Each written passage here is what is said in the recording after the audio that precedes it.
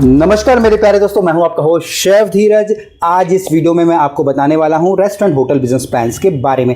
आप लोगों ने देखा होगा मैं अलग अलग सिटीज़ में जाता हूं, रेस्टोरेंट के ऑनर से मिलता हूं, उनकी साइट की विजिट करता हूं, उनके लिए कंसल्टेंसी करता हूं। बट उन सबसे पहले उनसे मिलने के बाद, साइट विजिट के बाद हम लोग एक बिजनेस प्लान रेडी करते हैं और वही बिजनेस प्लान हमारे लिए एक ब्लूप्रिंट होता है कि किस तरीके से हम आगे जाके जो उनके पूरे जो रेस्टोरेंट को कंस्ट्रक्ट करने वाले हैं। अब ये बिजनेस प्लान आप बोल सकते हैं बहुत ही ज्यादा इंपॉर्टेंट है किसी भी एक फूड ऑनर के लिए जो भी अपना स्टार्टअप करना चाहते हैं। तो यहां पे इस वीडियो के माध्यम से मैं आप लोगों को बताने वाला हूं किस प्रकार से आप लोग बिजनेस प्लान अपने लिए बना सकते हो और सेम उसी बिजनेस प्लान को यूज करके एक सक्सेसफुल रेस्टोरेंट या होटल को, पब को, बार को, किसी भी फूड बिजनेस को आप स्टार्ट कर सकते हैं। आप बोल सकते हैं जो आपका बिजनेस प्लान है वो आपके रेस्टोरेंट की आत्मा हो सकता है स्टार्टिंग के दौर पे, क्योंकि यही पूरा का पूरा आपको जो आपने लिखा है बिजनेस प्लान के अंदर वही एग्जीक्यूशन करना पड़ता है बाद में। सबसे पहले हम लोग बात करेंगे कि भाई बिजनेस प्लान जरूरी क्यों है। अब यहां पे बिजनेस प्लान आप दो लोगों के लिए बनाओगे, या तो स्वयं अपने लिए कि क्योंकि यहां पे पैसा आपका अपना लगने वाला है, आप पूरा कैलकुलेट करोगे, सारी स्ट्रेटेजी उसमें डालोगे, ठीक है, और एक बिजनेस प्लान रेडी करोगे जो बिजनेस प्लान मैं आपको आगे बताऊंगा। दूसरा, अगर आप किसी एक इन्वेस्टर को ढूंढ रहे हैं, चाहे आपके फैमिली मेंबर्स हो, आपके रिलेटिव हो, या बाहर से एंजल इन्वेस्टमेंट्स आपको लेनी है, तो आपको एक बिजनेस प्लान बनाना होगा, क्योंकि बिना बिजनेस प्लान के सिर्फ आपकी बातों से आपको कोई पैसा नहीं देगा जब तक आप उनके लिए एक प्रॉपर बिजनेस प्लान नहीं क्रिएट कर देते हो। दूसरा, अगर आप खुद के लिए बिजनेस प्लान भी बना रहे हो तो आप लोग एक सही दिशा में काम कर रहे होंगे, क्योंकि आपको पता होगा आपका पैसा कहां पे लगने वाला है, किन चीजों पे लगने वाला है और किस किस स्टेजेस में कितना लगने वाला है। तो आप बोल सकते हैं बिजनेस प्लान बहुत ही ज्यादा इंपॉर्टेंट है।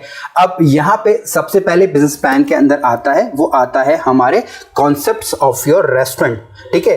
कॉन्सेप्ट्स अब यहां पे बहुत अलग अलग हो सकते हैं। आप लोगों ने देखा होगा कि अभी हम एक नोएडा में प्रोजेक्ट कर रहे थे जो कि हमारा R&D का प्रोजेक्ट था, जो कि हम लोग लो कार्बोहाइड्रेट फूड्स के ऊपर काम कर रहे थे।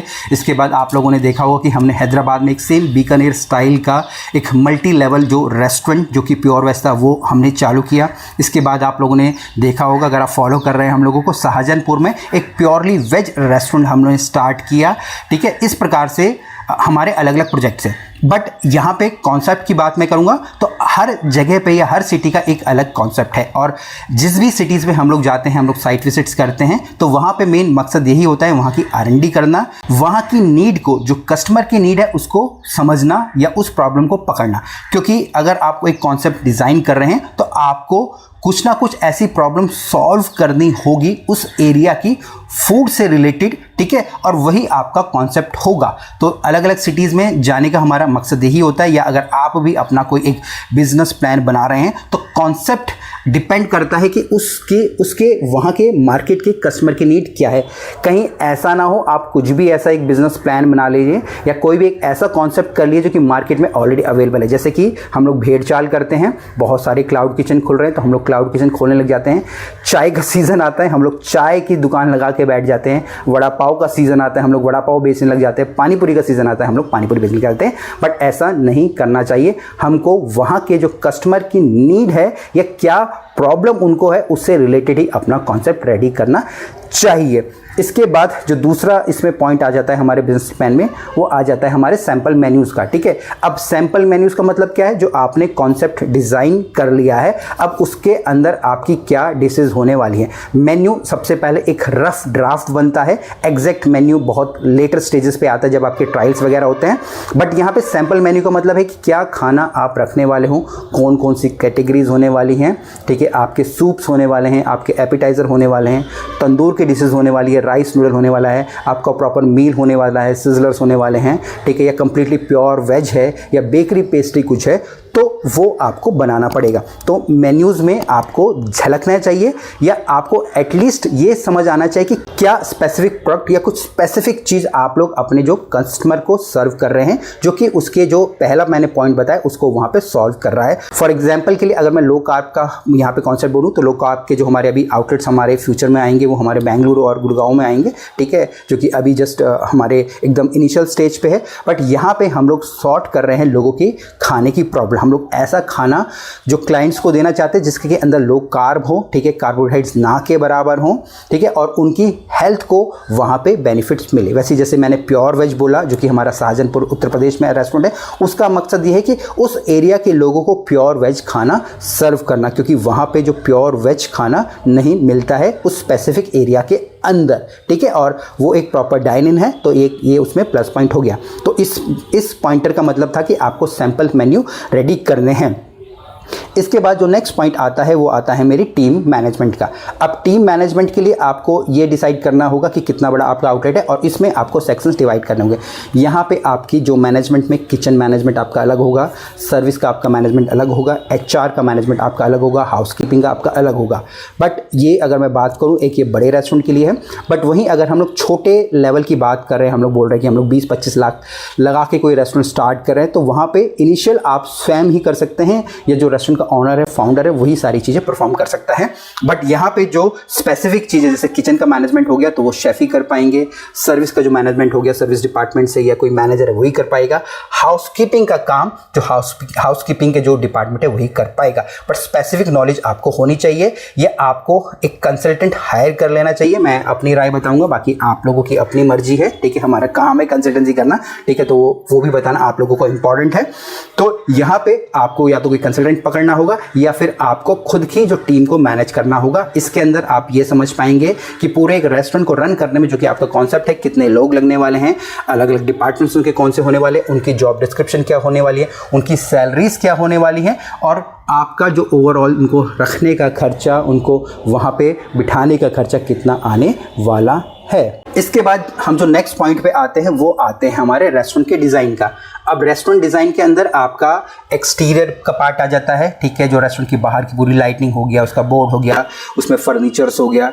फिर इंटीरियर का पार्ट आ जाता है आपका पूरा का पूरा, ठीक है, किस तरीके से आपको सजाना धजाना है अपने रेस्टोरेंट को, और उसके बाद आता है आपके इक्विपमेंट। अब यहाँ पे रेस्टोरेंट के डिज़ाइन के अंदर मैंने तीनों चीज़ इंक्लूड करी है। अब ये आपके जो कॉन्सेप्ट है उससे मैच करना चाहिए। अगर आप प्योर वेज बोल रहे हो तो प्योर वेज की झलकियाँ उसके अंदर दिखनी चाहिए। अगर मैं लो कार्ब बोल रहा हूँ तो लो कार्बोहाइड्रेट की झलकियाँ उसके अंदर समझ आनी चाहिए। लोगों को लगना चाहिए कि भाई मैं स्पेसिफिक इस चीज़ के लिए यहाँ पे जा रहा हूँ। ये ना हो कि आपका कॉन्सेप्ट्स अलग हैं, आपकी सिटिंग अलग है, आपका जो इंटीरियर अलग है, तो मिसमैच आपका वहाँ नहीं होना चाहिए। इससे एक प्रकार से गलत मैसेज जाता है हमारे क्लाइंट्स को या हमारे कस्टमर को। इसके बाद जो बिजनेस प्लान में नेक्स्ट जो हमारा टॉपिक आता है या जो पॉइंट आता है वो है हमारे टारगेट क्लाइंट्स, ठीक है। अब यहाँ पे हम किस लोगों को या किन लोगों को टारगेट कर रहे हैं, वो आपके यंगस्टर हो सकते हैं, आपकी फैमिलीज हो सकती हैं, आपके जो कॉर्पोरेट ऑफिसेज हो सकते हैं, ठीक है, या फिर कोई अगर मैं बोलूँ तो हाई एंड क्लाइंट हो सकते हैं, या स्पेसिफिक किसी की नीड हो सकती है, डाइटरी नीड हो सकती है, किसी को एलर्जेंस है, इस टाइप से, ठीक है। अब यहाँ पे ये तो हमारे टारगेट ऑडियंस मैंने आपको बताया, स्टूडेंट्स भी इसमें हो सकते हैं। इसके बाद जो आपका कॉन्सेप्ट है, कॉन्सेप्ट आपको देखना क्या है, रेस्टोरेंट है, बार है, पब है, फैमिली रेस्टोरेंट है, ठीक है, कोई स्पेसिफिक कुजीन के ऊपर है, कोई लोकल कुजीन के ऊपर है, ठीक है, या आप चाट पापड़ी बेच रहे हैं, तो आपको ये देखना है कि जो आपकी लोकेलिटी है आजू बाजू में विद इन 5 to 10 किलोमीटर्स वो कौन है, उनसे रिलेटेड ही आपके जो टारगेट क्लाइंट्स वहाँ पे होने चाहिए या सेम कॉन्सेप्ट आपका होना चाहिए। ये ना हो कि आप ऐसा कॉन्सेप्ट वहाँ पे करके बैठ जाएं, ठीक है, जिसके के लिए कोई क्लाइंट ही ना हो, मतलब कि उस पर्टिकुलर खाने को खरीदने के लिए कोई पैसा ही खर्च करना ना चाहता हो, तो फिर आपका बिजनेस खोल के या इस बिजनेस प्लान को भी बना के कोई मतलब नहीं है। इसके बाद बिजनेस प्लान में जो नेक्स्ट जो हमारा पॉइंट आता है वो आता है आपके रेस्टोरेंट की लोकेशन का, ठीक है। अब यहाँ पे रेस्टोरेंट की लोकेशन सबसे ज़्यादा इंपॉर्टेंट है। आप जितने भी बिजनेस प्लान बना लीजिए, अगर आपके रेस्टोरेंट की लोकेशन आप सही जज नहीं कर पा रहे हो तो आपका जो बिजनेस नहीं चलेगा।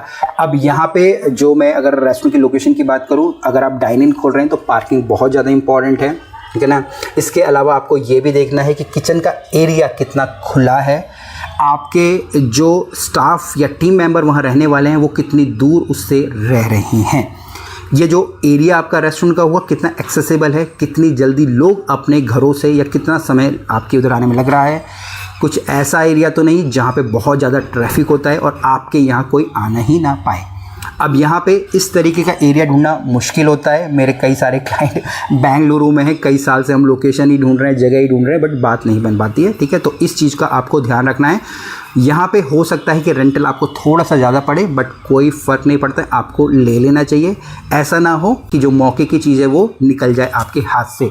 तो ध्यान रखना है रेस्टोरेंट की लोकेशन का, जो आपका कॉन्सेप्ट है, जो आपका जो टारगेट क्लाइंट है, जो डिज़ाइन है, वो आपकी लोकेशन से मैच होने चाहिए। इसके बाद जो नेक्स्ट पॉइंट आता है हमारे, वो आता है हमारे स्वॉट एनालिसिस। अब ये स्वॉट SWOT डिनोट करता है। अब इसके अंदर जो हमारा S हम लोग बोलते हैं वो होती है हमारी स्ट्रेंथ। मतलब कि आपको अपने आप को या आपके जो तीन चार जो टीम मेंबर हैं उनको लेकर जज करना है, ठीक है, कि भाई आपकी स्ट्रेंथ क्या है। अगर आप इस इंडस्ट्री से हो, ठीक है, या आप जो भी प्रोफेशनल्स हो, चाहे आप फाइनेंस में हो, HR में हो, मार्केटिंग में हो, डिजिटल मार्केटिंग में हो, ठीक है, आप हाउस कीपिंग से हो, आप प्रोडक्शन से हो, किचन से हो, सर्विस से हो, ठीक है, तो अगर आप किसी भी इस फील्ड से हो तो वो आपकी स्ट्रेंथ है। अगर आप एक बिजनेस प्लान बना रहे हो या फ्यूचर में उस बिजनेस प्लान से लेके एक बिजनेस स्टार्ट करना चाहते हो। उसके बाद आती है हमारी यहाँ पे SW का मतलब वीकनेस। अब आपको देखना है मेरी वीकनेस क्या है।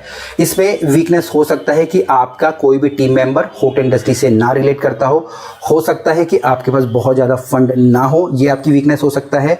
ये भी हो सकता है कि आपके पास एक अच्छी टीम अभी आपको नहीं मिली हो, ठीक है, तो कुछ भी आपकी वीकनेस हो सकती है। आपके पास कोई भी प्रोडक्ट का नॉलेज ना हो, आपको मार्केटिंग के बारे में ना पता हो, आपको डॉक्यूमेंटेशन के बारे में ना पता हो, तो प्रॉपर्ली आपको इसको भी लिखना है, क्योंकि जो ये सारे पॉइंटर आपको प्रॉपर्ली लिखने हैं और अपने जो इन्वेस्टर हैं अपने आप के लिए बनाने हैं, तो आपको प्रॉपर्ली लिखने हैं।